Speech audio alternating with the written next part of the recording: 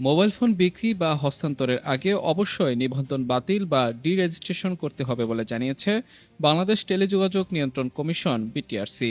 মঙ্গলবার এক বিজ্ঞপ্তিতে এ তথ্য জানিয়েছে বিটিআরসির স্পেকট্রাম বিভাগ। এতে বলা হয়, দেশের মোবাইল ফোন ব্যবস্থাপনায় স্বচ্ছতা ও নিরাপত্তা নিশ্চিত করতে গত ১ জানুয়ারি থেকে এনইআইআর সিস্টেম পুরোপুরি কার্যকর করা হয়েছে। ফলে বর্তমানে দেশের মোবাইল নেটওয়ার্কে সচল থাকা সব মোবাইল ফোন স্বয়ংক্রিয়ভাবে নিবন্ধিত হয়ে গেছে। এর মাধ্যমে অবৈধ ও চোরাই মোবাইল ফোন ব্যবহার নিয়ন্ত্রণে কার্যকর পদক্ষেপ নেওয়া সম্ভব হবে।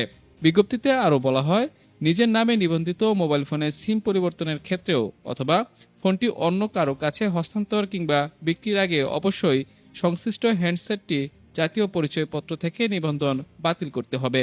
এ বিষয়ে সহায়তার জন্য বিটিআরসির কল সেন্টার কিংবা সংশ্লিষ্ট মোবাইল অপারেটরের কাস্টমার কেয়ার সেন্টার থেকেও সহায়তা নেওয়া যাবে বলেও বিজ্ঞপ্তিতে জানানো হয়।